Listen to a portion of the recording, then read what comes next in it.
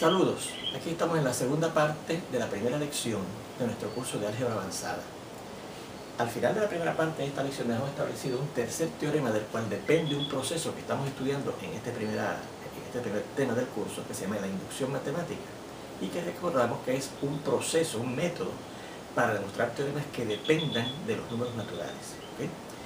Y el teorema que estamos estableciendo y que vamos a probar ahora dice la forma alterna del teorema anterior. Pero usted verá que es una pequeña variante, hay una pequeña variante con respecto al teorema anterior, al segundo teorema, del cual depende ese proceso llamado inducción matemática. Que dice, suponga que P de n, recuerden que esto lo aprendemos también en la primera parte de esta lección, esta notación, no es la multiplicación de la variable P por la variable n, ¿verdad? Que es lo primero que usted podría pensar ahí, sino sería P de n. Y se refiere a que P es un teorema o una proposición, ¿verdad?, que depende de un número natural n. Entonces, ese teorema, o esa proposición va a ser cierta para todos los números naturales n si se cumplen las siguientes dos condiciones. Y la primera es que el teorema es cierto si el número natural del cual depende es 1. Y fíjense que esa es la misma primera condición del teorema anterior, por eso es que, del cual este más bien es una variante, es la forma alterna, ¿verdad? Que el teorema es cierto para el número 1 o cualquier número natural mínimo. Hay un valor natural mínimo para el cual el teorema es cierto y de en adelante entonces va a ser cierto para todos, ¿verdad? Pero generalmente el más pequeño de los números naturales, ¿verdad?, o más bien el más pequeño para el cual el teorema este va a ser cierto, es para el número natural más pequeño, que es el 1, ¿verdad? Bien, así que como esta misma es la primera condición del teorema anterior, la variante debe ir aquí. Vamos a decir, ¿verdad? Dice, si para cada número natural m que yo le dé, la veracidad del teorema en un número natural k que sea menor que ese número m, que es cualquier número natural, implica que entonces el teorema va a ser cierto para cuando el número natural que consideramos el número ms, para el cual k es menor que n. Entonces, si además se cumple esta condición, el teorema original P de n, que depende de los números naturales, va a ser cierto para todos los números naturales, ¿okay?, n que usted tenga. Fíjense que en el teorema anterior, del cual este es una variante, la segunda condición, que es donde hay la variación, es que si usted tiene que el teorema es cierto para cierto número natural k, si eso implica que entonces el teorema es cierto para el número natural que le sigue acá, que es k más 1, además si ocurre esto, entonces el teorema este, que depende de los números naturales, va a ser cierto para todos los naturales. Fíjense que ahora la diferencia, además, con eso, del teorema anterior que dice que si el teorema es cierto para cierto número natural k, si eso implica que entonces el teorema va a ser cierto para el número natural k más 1, el que le sigue acá, entonces si además ocurre esto, el teorema es cierto. Pero ahora, el teorema es cierto para cierto número natural k que sea menor que cualquier número natural m que yo le dé, si eso implica que entonces el teorema va a ser cierto cuando el número natural sea el número ms, del cual la k es menor que n, entonces si además se cumple esto, el teorema P de n va a ser cierto para todos los números naturales, ¿verdad? Bueno, vamos a ver la demostración. Dice, vamos a formar un conjunto S, va a ser un conjunto de números naturales, o sea, va a ser un subconjunto de los naturales, para el cual el teorema que yo tengo, que quiero demostrar que es cierto para todos los números naturales, no sea cierto, o sea, sea falso, ¿verdad? Bueno, pues si yo quiero demostrar que ese teorema es cierto para todos los números naturales, ese conjunto que estoy formando ahora, que va a recoger los naturales para el cual el teorema no es cierto, debe ser nulo, ¿verdad? Porque si es nulo, entonces quiere decir que efectivamente el teorema va a ser cierto para todos. No hay ningún número natural que esté en ese conjunto para el cual el teorema, ese que depende de los números naturales, es falso, ¿verdad? Bueno, vamos a ver qué números naturales pueden estar en ese conjunto S. Primeramente, el 1 no puede estar, porque si S recoge los números naturales para el cual el teorema no es cierto, y la condición dice que el teorema es cierto en 1, pues efectivamente el 1 no puede estar en ese conjunto S, ¿verdad? Bien, para ver que entonces ningún otro elemento, además del 1, no esté en S, lo haremos por contradicción. O sea, yo voy a suponer que efectivamente sí hay un número natural, sí hay algunos números naturales para los cuales el teorema es falso. El teorema que depende de los números naturales es falso, ¿verdad? Bien. Pues como ese consiste entonces de números naturales, ¿qué números naturales? Los números naturales para el cual el teorema no es cierto, o sea, para el cual el teorema es falso, entonces por lo que se llama el principio del buen orden, que es un axioma que estudiamos en el álgebra elemental, y que decía que cualquier subconjunto de números naturales contiene un elemento más chiquito. ¿Okay? Si yo le digo un subconjunto de números naturales, no importa lo grande, usted puede ir buscando y va a encontrar el más chiquito de todos ellos, ¿verdad? Pues entonces por el principio del buen orden, ese conjunto de números naturales, ese conjunto de los números naturales va a tener un elemento más pequeño en él que lo vamos a llamar M. ¿Okay? M. Bueno, lo primero que vamos a ver de ese M que supuestamente está en ese conjunto que contiene los números naturales para el cual el teorema P de N es falso, no puede ser el 1, porque como el 1 ya vimos que no estaba en S, ¿verdad? Pues imposible que la M, que es el más chiquito que esté en S, sea el 1, porque el 1 no está en S, ¿verdad?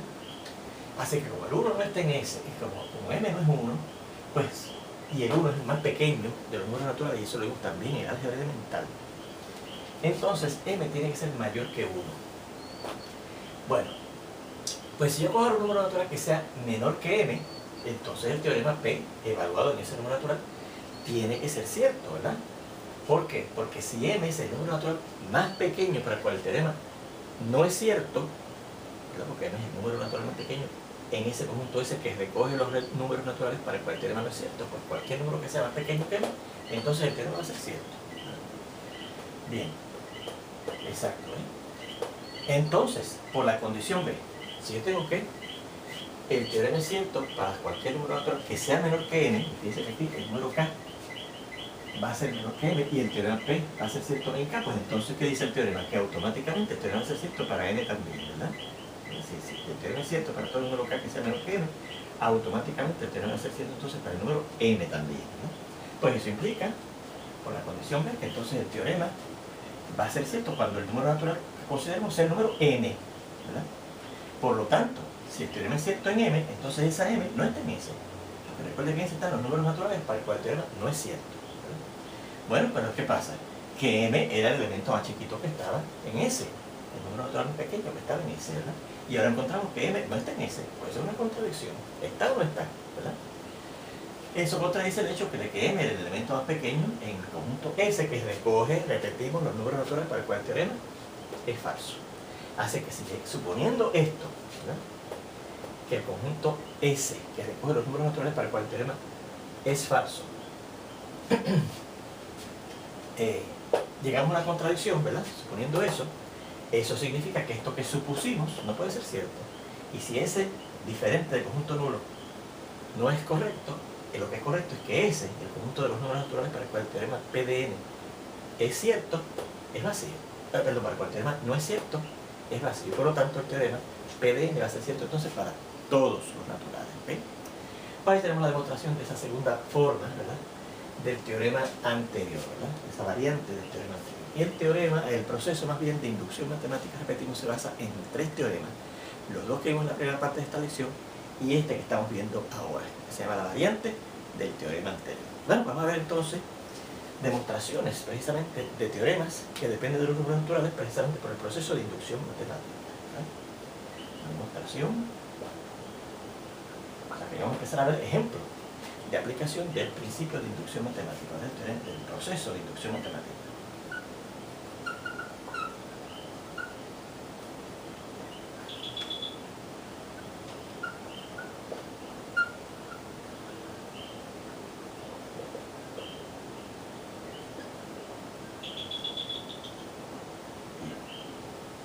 Así que si vamos a demostrar teoremas por el proceso de inducción matemática, ya usted verá que son teoremas que dependen de los números naturales, porque para eso es que es el proceso de inducción matemática, el método de inducción matemática, para demostrar teoremas que dependen de los números naturales. Y el primer ejemplo que vamos a considerar es este.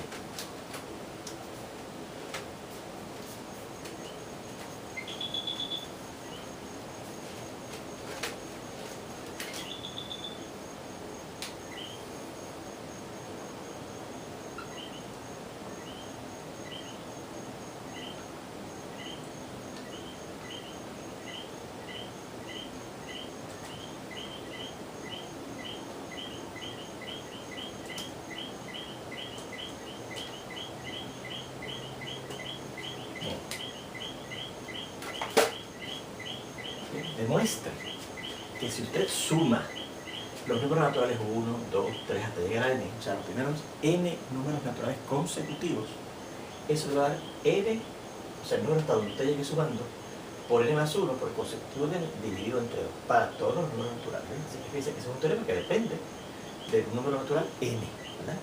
Pues como depende de un número natural, pues tendremos que aplicar el proceso o el método de inducción matemática, ¿verdad? Déjeme decirle que el teorema en que más se basa en la mayoría de las demostraciones de inducción matemática es el teorema anterior a este, del cual este que acabamos de demostrar ahora es una variante, una forma alterna, ¿verdad? Y aquel primer teorema, el segundo teorema, ¿verdad?, el anterior a este, del cual depende el proceso de inducción matemática, dice que hay que ver dos cosas. Primero, verificar, igual que en este segundo teorema, verificamos que el teorema es cierto para n igual a, y el teorema anterior, y este también lo indica, aunque no lo escribimos específicamente, que tiene que ser cierto para un valor mínimo de los naturales. Como cuando aquí no dice cuál es el número más pequeño para el cual ese teorema es cierto, se supone que es cierto para el número natural más pequeño que hay, que es el número 1. Recuerde que el número 1 viene de un álgebra elemental, que es el número natural más pequeño. Y de hecho, en los apuntes de este tema, en este curso, hay otro teorema que demuestra que el 1 es el número natural más pequeño, ¿verdad? Así que empezamos viendo que el teorema es cierto para ese número natural mínimo, que es el 1. Algunas veces el teorema dice, el teorema es cierto si el número natural empieza en 5. Pues no sé, el valor mínimo por el cual hay que verificar que el teorema es cierto es para 5, ¿eh? Pero si no lo dice, se supone que sea cierto desde el 1, que es el más pequeño de lo natural. ¿Y cómo sería el teorema cuando la n vale 1? Pues dice que usted va a empezar a sumar desde el 1 hasta que llegue a la n. Pero si la n es 1, cuando escribe el 1, ya terminó. ¿No? Ya terminó, no hay que sumar más nada. Llegó a la n, que es el 1.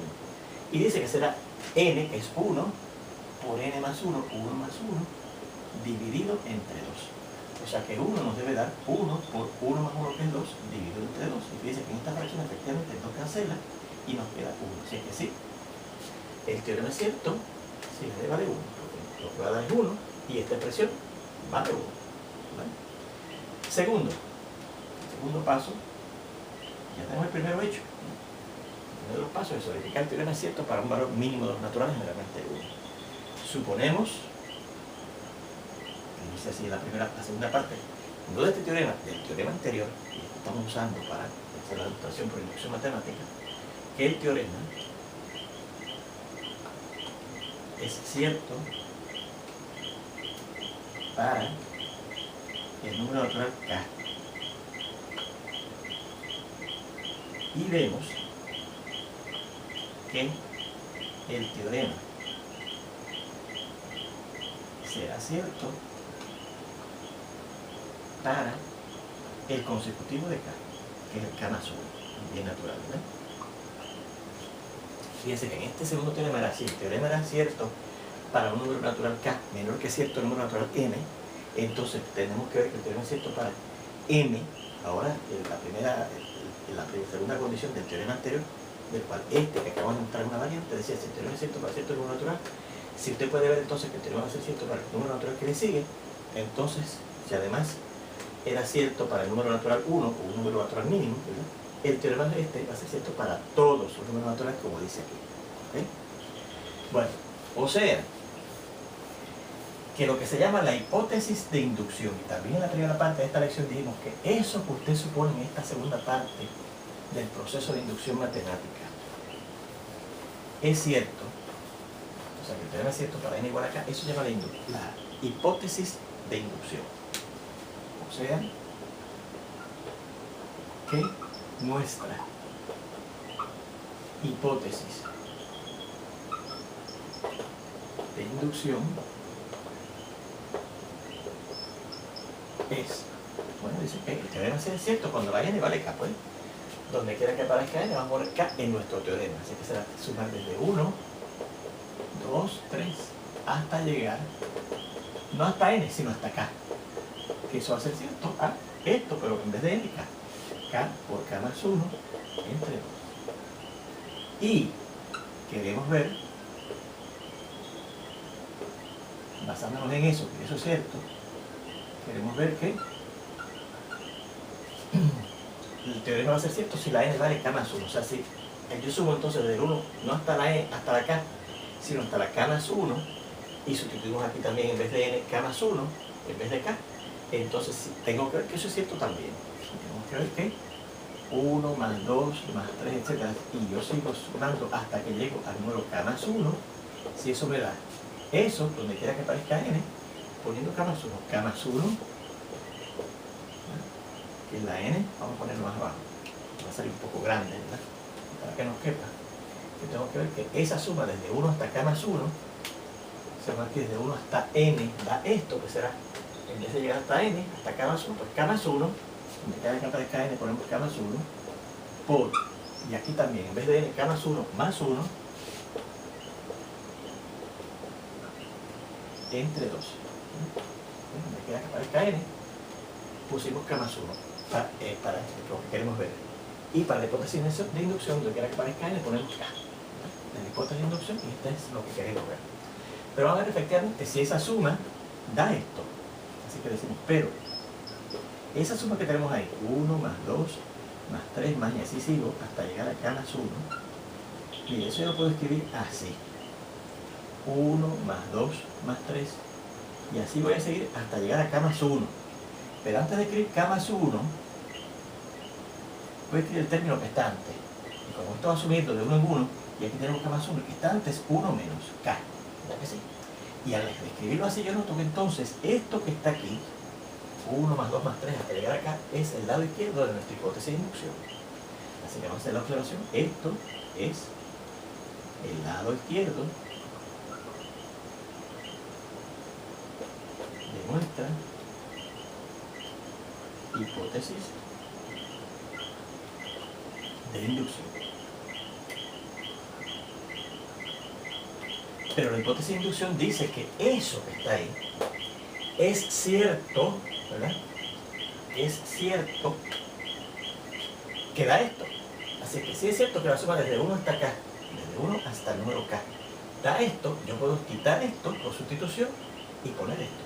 ¿Okay? Así es que, entonces, por la ley de sustitución,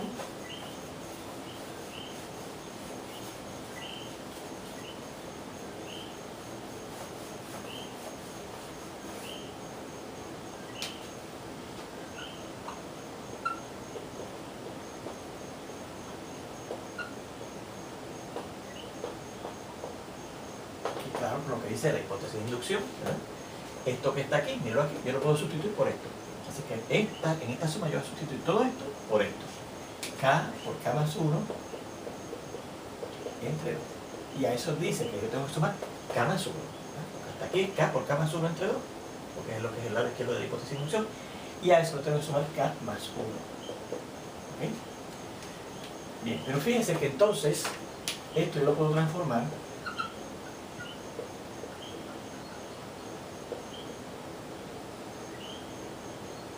del siguiente modo.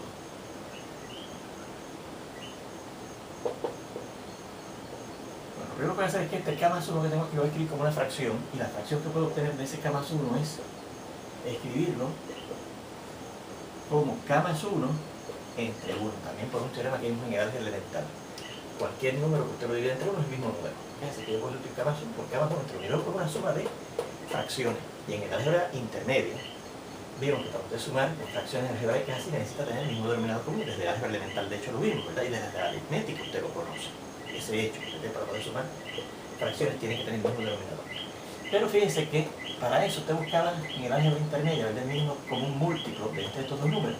Y claramente entre este 2 y este 1 el mínimo común múltiplo es el 2.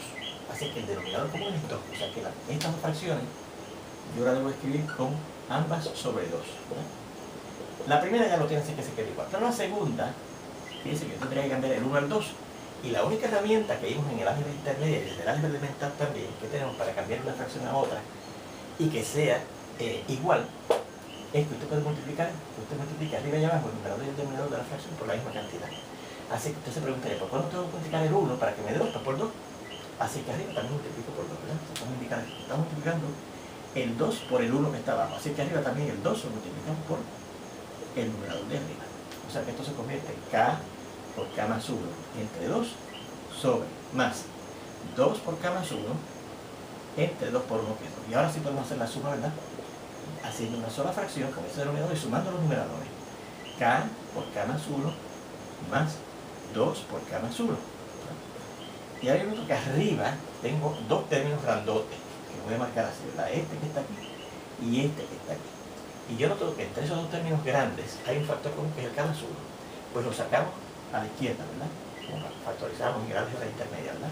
Sacamos ese factor K más 1 a la izquierda y nos queda primero, bueno, pues K más 1 al sacarlo a la izquierda nos queda aquí K, en el primer término más, y al sacarlo aquí a la izquierda, en el segundo término nos queda el 2 sobre 2. Y en álgebra intermedia usted dirá, pues ya terminamos. Ahí llegamos, ¿verdad? Pero fíjense que yo lo que quiero llegar es que esa suma que estoy haciendo aquí da esto que está aquí. O sea, que esta respuesta a la cual hemos llegado, y ahí entonces dejaría el problema si tuviéramos un álgebra intermedia, ¿verdad? Tiene que reescribirlo de manera que quede igual que esto. Y por eso que decimos, además de simplificar, lo estamos transformando. Pues mira cómo yo transformo ahora esta respuesta a la cual hemos llegado, y ya está lo demás hecho, ¿verdad? Para que me dé igual que eso. Pues fíjense que yo necesito tener un 2 abajo, y ya aquí lo tengo, un 2 abajo. Y arriba necesito un K más 1, y aquí lo tengo, miren. Voy a tener un K más 1 y aquí lo tengo. La diferencia está aquí, en que aquí tengo un K más 2 y aquí debo tener un K más 1 más 1. Pero ¿qué pasa? Efectivamente este 2 es lo mismo que 1 más 1, así que yo voy a reescribir ese K más 2 del siguiente modo. Vamos a indicarlo aquí. Esto es K más 1, que me va quedando igualito pero a lo que yo quiero llegar. Tengo el 2 abajo. Pero entonces este K más 2 lo voy a escribir así, K más 1 más 1, ¿verdad? Porque 1 más 1 efectivamente da este 2 que tengo aquí. Y entonces, como aquí tengo en este paréntesis la suma de tres números reales, ¿verdad? Que de hecho son tres números naturales, por la ley asociativa, yo puedo asociar como yo quiera los últimos dos o los primeros dos números, ¿verdad? Y específicamente yo agrupar los primeros dos, así que esto va a quedar finalmente K más 1 por, y agrupo el K y el 1 dentro del segundo paréntesis, ¿verdad? K más 1 más el 1 que queda afuera, ¿verdad? Más el 1, este es el 1 que tenemos aquí, el segundo 1 que tenemos aquí. Todo esto sobre 2. Y efectivamente a eso es a lo que yo quería llegar. Pues ahí está la demostración de lo que se indicaba en el segundo paso para este teorema por el proceso de inducción matemática, ¿verdad que sí? Bueno, pues vamos a ver un segundo ejemplo. Y el segundo ejemplo que tenemos que discutir dice así.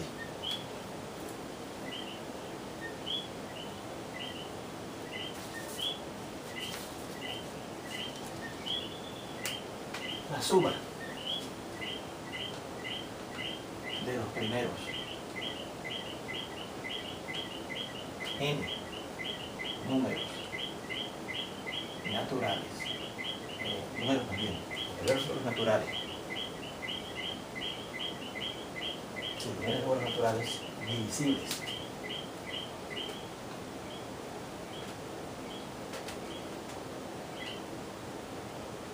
entre 3, divisibles entre 3, es 3n por n más 1 entre 2. ¿Okay? Fíjense que ahora nos dan el teorema descrito en palabras, ¿verdad? Si usted suma los primeros n números naturales divisibles entre 3, le tiene que dar esto que dice aquí. Fíjense que en el teorema anterior si la suma de los primeros n números naturales daba n por n más 1 entre 2. Ahora te dice los números naturales, los primeros números naturales, n números naturales divisibles entre 3 da no n por n más 1 entre 2, sino 3n por n más 1 entre 2. ¿Okay? Muy bien, vamos a ver si es verdad. O sea, en este caso yo lo que voy a hacer es que voy a reescribir esto que está en palabras aquí como una fórmula igual que en el teorema anterior. Vean que este teorema se puede reescribir como, bueno, si es la suma de los primeros n números naturales divisibles entre 3, el primero es el 3, después viene el 6, el tercero es el 9, y así, si este es el primer número divisible entre 3, este es el segundo número divisible entre 3, este es el tercer número divisible entre 3, número natural número n, divisible entre 6 será 3 por n, ¿verdad? Porque este es 3 por 1, 3 por 2, 3 por 3, pues este será 3 por n, y eso me va a dar 3n por n más 1 entre 2, ¿no? Así que ahí tenemos reescrito el teorema ahora en términos matemáticos, ¿verdad? Lo hemos traducido a matemáticas. Bueno, pues nuevamente, fíjense que es un teorema que depende ahora de los números naturales n, ¿verdad? Y esto para todo n, para todo número n natural, depende de ese número natural n hasta el cual tenemos que llegar sumando esos múltiplos de 3, ¿verdad?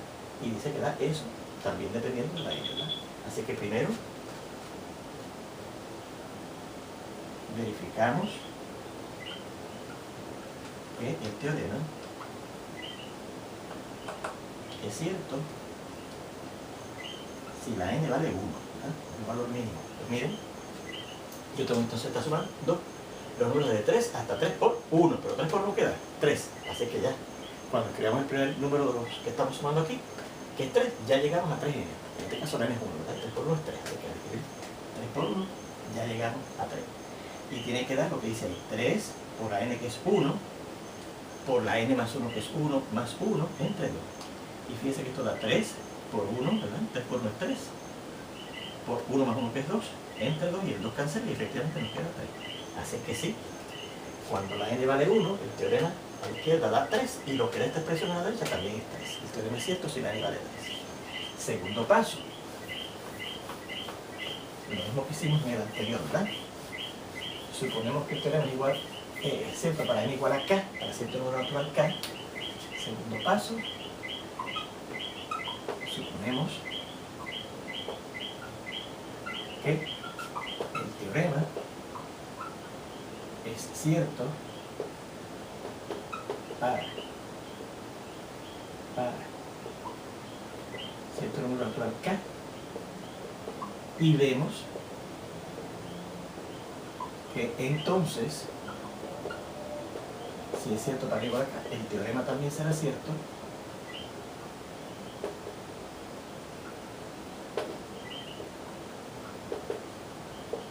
para n igual al número natural que le sigue a k, al consecutivo de k, que es k más 1, ¿verdad?